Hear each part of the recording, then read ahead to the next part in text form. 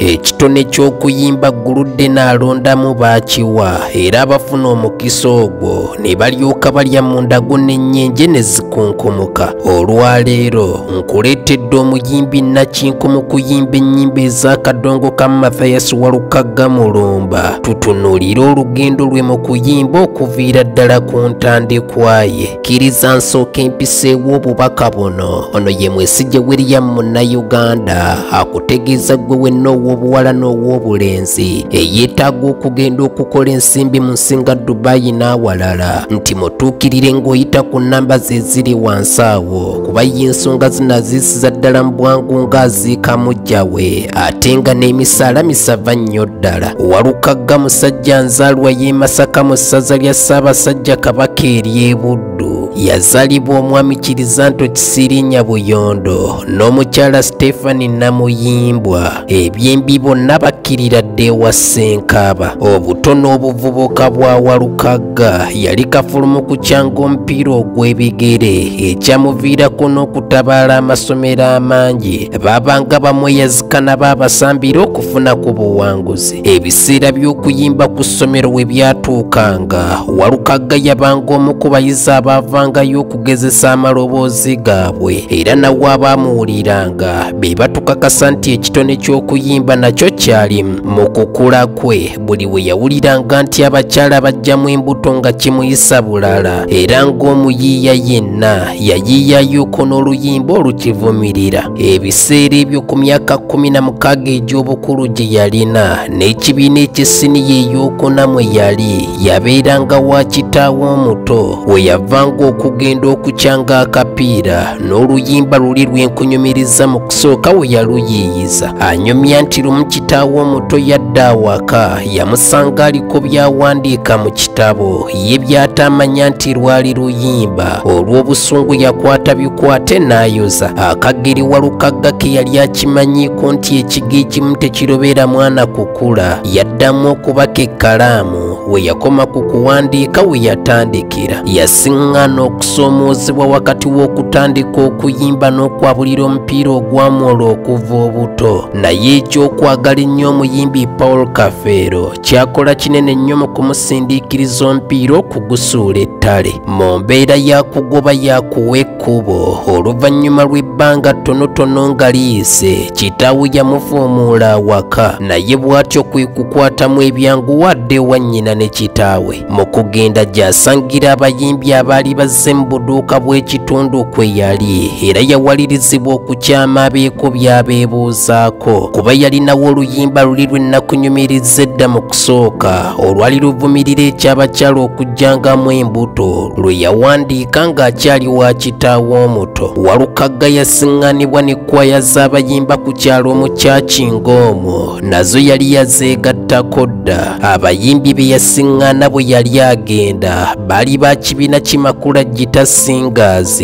Omuyimbi Paul Kafeero mwe yayimbiranga ate era akola ekibiina ekiki ekijja kikulabako Gita Singers. Walukagga omu ku baali abakubi b'ebivuga mu kibiina ky'okuyimba kye yasanga eky'Abamakula Gita Singers yamusaba okusooka amuyimbiremuuko alabe obanga ono omwana eby'okuyimba aliko kyabitegeerako. Musajja wattu n'entayite yasala ng'atandika kukooka eno ebivuga nga bwe bimugoberera wamma omukubi w'ebigoma n'anyumirwa. Yasiimibwa era gurupu y'abayimbi bano gye yali egenda okuyimba olw'eggulo bwe baali bagenda tebaamuleka mabega yagenderako ekivvulu olwakijjako akawuuwo ne Walukagga nga bamuwa omukisa ogulaga abawagizi kiki kyalinawo. Abantu baasiimira ne banyumirwa oluyimba lwe olw'obubaka obubuulirira olwa bulimu era ekyaddirira tewaali ngeri gy'oyinza kumatizaamu Walukagga nti okuyimba tookusobole. Okuva mu kyalo okutuuka mu kibuga Kampala yatuukira wa mwannyine yabeeranga mu bitundu by'e Bwaise. Awo we yafunira n'omukisa ogukwatagana n'omuyimbi yali ow'amaanyi mu biseera ebyo Livingstone Kasozi era yamuyamba ebitenkanika mu ntandikwa ye. Walukagga yatuuka n'ewa mwannyina n'avaayo n'agenda atandika okusulira ddala ewa Livingstone Kasozi. Oluvannyuma lw'okukwatagana naye awo okuyimba kw'okutuufu we kwatandikira era yayiiya ennyimba eziwera okutuusa lwe yaweza omuwendo ogukkirizibwa ku teepu olwo abaali bazigula basobole okumuwaamu ensimbi. Tebwalwa Livingstone ng'amunoonyeza muguzi agula nnyimba ze. Ebiseera ebyo yali ayitibwa HK ng'azimuwaamu emitwalo 40 eza Uganda. Awo ebitaala by'okuyimba byali bitandise okutawaluka ng'enjogera y'ennaku zino, era teyakoma ku Livingstone Kasozi, yatuuka n'okuyimbako ne Paul Kafeero n'abayimbi abalala. Ng'avudde mu by'okuliikiriza nga Kafeero ng'ayimba, yatandika okulikodinga ng'ennyimba ezize ku bubwe, era abantu ne bamwaniriza mu kisaawe eky'okuyimba olw'ennyimba z'okuba n'amakulu ku buli omu yaziwulirizanga. Ebimu ku bisinza okumusoomooza mu kuyimba agamba nti yasibwako mu kkomera e Luzira ku nsonga nakati ezamuleka ng'atolotooma nga sseggwanga enywedde amanaabemu. Walukagga ayimbye ku nnyimba ezirimu amakulu ameekusifu okukamala, oluusi ng'ebimu byekuusako by'obufuzi, ekyaleetera n'ennyimba ze ezimu kuziremesa okuzannyanga ku rediyo ne ku mativi, okusoosowaza ng'ennyo obwakabaka bwe, n'okuyimba ng'ennyimba ezikubiriza abantu b'abeene okukola n'okunyweza ennono zaabwe. Maaso Mooji yamugonnomolako n'ekitiibwa ekyassa mu April omwaka ogwa 2013.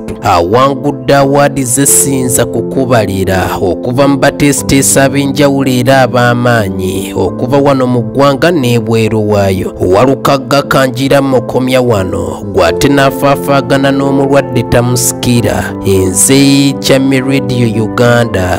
Njulire MH Gwataragala Sudaani, omusuubuzi wa kalonda wa pikipiki ow'ekika ekya RZ, omuli emipiira egy'okungulu ne munda, enjegere, ebiziyiza ko n'ebirala. Mufunire ku nnamba ye y'essimu eri wansi awo.